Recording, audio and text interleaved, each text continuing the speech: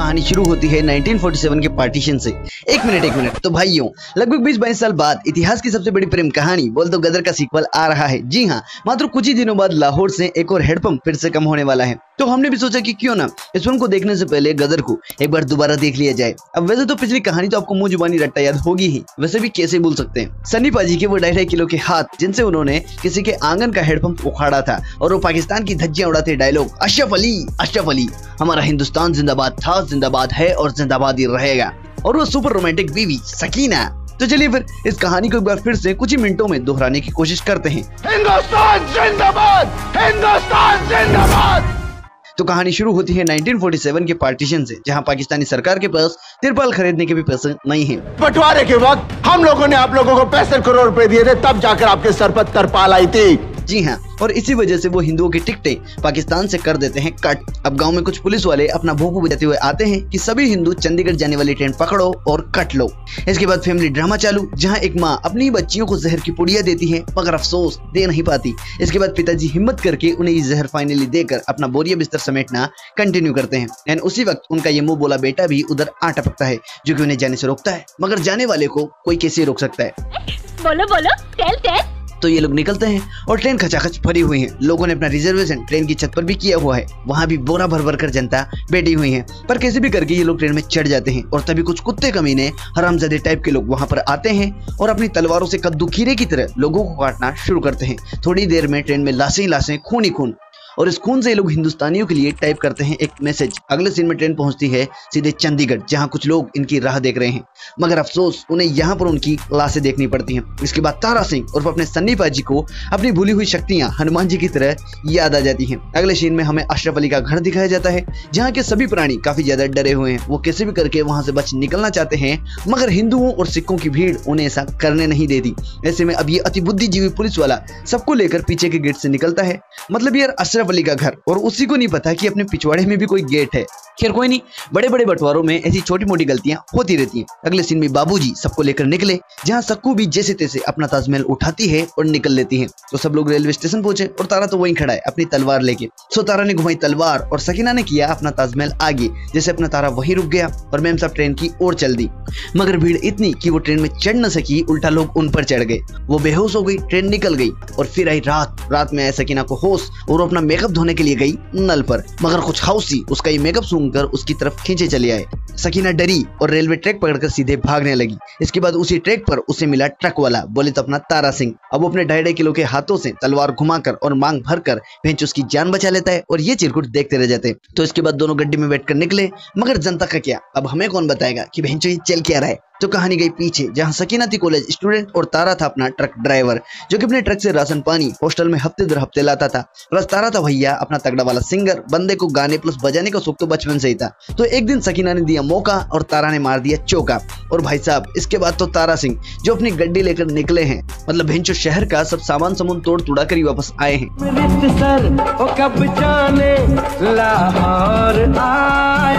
चाहे वो कोई फाटक हो या कोई सिग्नल हो, बंदे ने एक को भी नहीं छोड़ा। बाकी कभी कभी तो मुझे भी शक होता है कि तारा गड्डी लेके गया था या योगी जी का बुलडोजर। शाबाश शाबाश। इसके बाद आता है अगला दिन, जहां कॉलेज में सब अपना पर्चा फड़वा कर अपने अपने घर जा रहे हैं, इंक्लूडिंग सकीना। और यहाँ अपना तारा सकीना को लाकर देता है ताजमहल, तो बदले में मैडम जी भी देती हैं उसे गुलाब। खिंचाओ और ताजमहल के सामने जाकर भेंचो तुम ये फूल ही बेचो, क्योंकि इससे ज्यादा तो तुमसे कुछ होगा नहीं।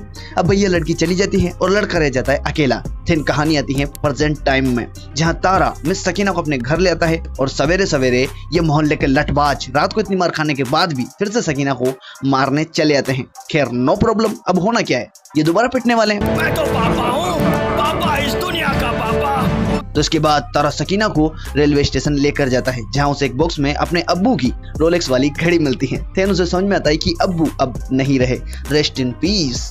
तो ऐसे में अब सकीना भी अब्बू एंड पार्टी से मिलने के लिए ट्रेन का ट्रैक पकड़कर दोबारा दौड़ने लगी, और वो ट्रेन के एकदम सामने जाकर कूद जाती है, मगर तारा उसे बचा लेता है। अब दोनों के बीच भारी डायलॉग बाजी होती है, जहाँ सकीना जीना नहीं चाहती और तारा उसे मरने नहीं देता। तो वो तारा से कहती हैं कि साले कल तक तो तू भी अपनी सन 57 वाली तलवार चमका रिया था, मुसलमानों को कद्दू करेले की तरह छील रिया था, तो अब क्या हो गया, मार मुझे भी मार कमीने। इसकी माँ का। जनाब तारा उसे अपनी कहानी सुनाता है कि मैडम जी वो जो फिल्म की स्टार्ट में जो फैमिली ट्रेन में चढ़ी मगर जिंदा नहीं बची, वो मेरी ही फैमिली थी। तो ऐसे में पाकिस्तान वालों से काटना सीखकर मैं भी काटने लग गया। तो अगले दिन तारा की आंटी अपने डिब्बे में इस समस्या का 5 किलो सॉल्यूशन लेकर आती है और तारा को बताती है कि पुत्र तो भैंचो इसे रिफ्यूजी कैंप में छोड़ा जहां इसके अपने लोग हैं। अब सकीना भी इस बात से एग्री कर जाती है, मगर अपनी तारा को लगा कि रिफ्यूजी कैंप क्यों, अपन तो इसे भैंचो लाहौर छोड़ के आएंगे। तो अगले दिन दोनों गड्डी में बैठकर निकलते हैं, मगर रास्ते में तारा का संगीत सुनकर हो जाता है भैया हृदय परिवर्तन और ये तारा से कहती है कि शादी करोगे मुझसे। अब ऐसे में कोई सिंगल बंदा बहनचो क्या करेगा, नहीं तुम ही बताओ। तो उसने भी वही किया और सकीना को लेकर पहुंचा सीधा अपने ताया के पास, जहां ताया ने चढ़िया गुस्सा और निकाली अपनी खानदानी तलवार। तलवार में धार नहीं और ताया तेरा यार नहीं, निकल जा साले, बहनचो मोहल्ले में तो पहले ही नाम खराब करवा चुका है, अब और क्या करवाना चाहता है। मगर फिर फटता है इमोशन वाला बम और मामला हो जाता है खत्म। दोनों की शादी हो जाती है, बच्चा हो जाता है और बच्चा बड़ा होकर बहनचो होली भी आ जाती है। मगर बैकग्राउंड में जो एक गाना बजता है भैंचो वो खत्म नहीं होता। तो यहाँ पर आता है एक ट्विस्ट और एक उड़ते हुए अखबार के टुकड़े में सकीना को दिखते हैं अपने अब्बू।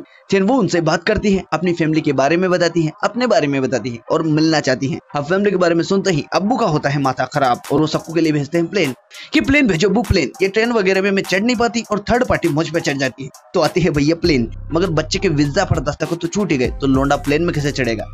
खैर कोई नहीं, बड़े बड़े बंटवारों में ऐसी छोटी मोटी चीजें छूटती रहती हैं। जैसे में तारा जी कहते हैं कि मेरी जान अभी अब जाओ, वरना ईद के मौके पर बकरे की मुंडी की जगह कहीं तुम्हारा बाप अपनी ही मुंडी न काट ले। वैसे भी 2-3 दिन में तो अपन साइन वाइन करवा कर आ ही रहे हैं। तो सकीना निकली और जैसे ही प्लेन में चढ़ी, प्लेन में मिले अब्बू और प्लेन सीधा पाकिस्तान। अब सकीना अपने बाप से मिली, माँ से मिली, पूरे खानदान से मिली, यहाँ तक कि वॉचमैन से भी मिल ली, मगर इधर तारा को भैंचो दस्तखत नहीं मिली। तो तारा नु चढ़िया गुस्से पे गुस्सा और कहा, इकबाल साहब, एक कागज पर मोहर नहीं लगेगी तो कि तारा पाकिस्तान नहीं जाएगा। तो समय बीता मगर चिट्ठी न कोई संदेश, जाने वो कौन से देश। और तारा को लगा कि अब मुझे फाइनली लाहौर निकल लेना चाहिए, मगर भैंचो जिद्दी बच्चे पीछे पड़ गया।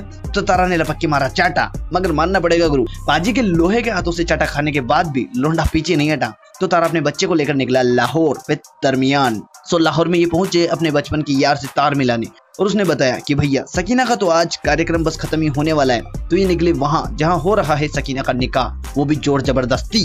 तो पाजी आए अपने संगीत के तार खींचते हुए और मिली सकीना, जहाँ दोनों ने पपियां झपियां ली और 2-4 चूतियों को रगड़ा।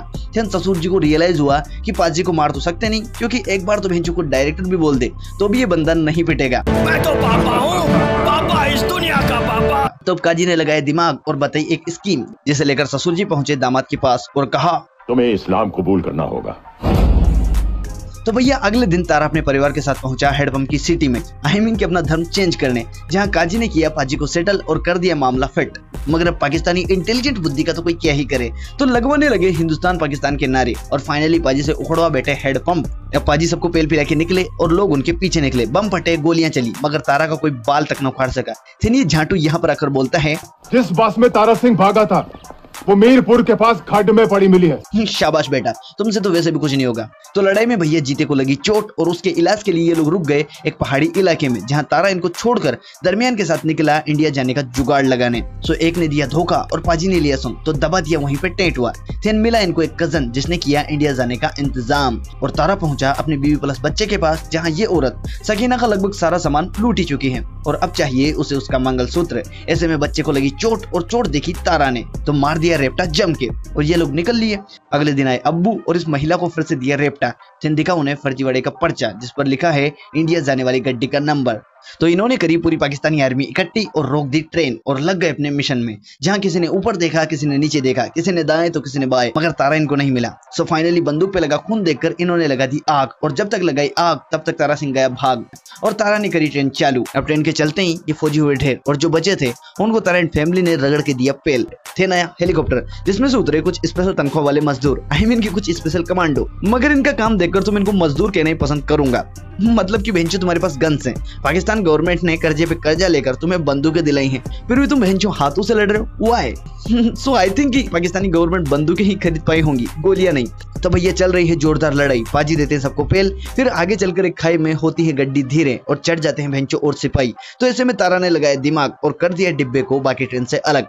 फिर आते हैं हेलीकॉप्टर में अब्बू। अब अब्बू का निशाना इतना संगीन था कि बिना किसी अवरोध के गोली लगी भेंचो सकीना के प्राइवेट पार्ट्स पर। अब सकीना हुई बेहोश और तारा को चढ़िया गुस्से पर गुस्सा, तो उसने दिया ससुर की गांड पे लठ दे लठ, मार मार के उसकी लाल कर दी जब तक कि अपना जीते नहीं आया। तब तारा गया सकीना के पास और अगले सीन में सकीना पड़ी हुई है एक जगह पर जहाँ उसका चल रहा है इलाज। थेनोस को आता है होश और अब्बू मांगते हैं माफी। सो फाइनली तारा अपनी फैमिली को लेकर निकलता है इंडिया और कहानी खत्म। सो तुम भी निकलो मगर सब्सक्राइब करके। चलो बाय।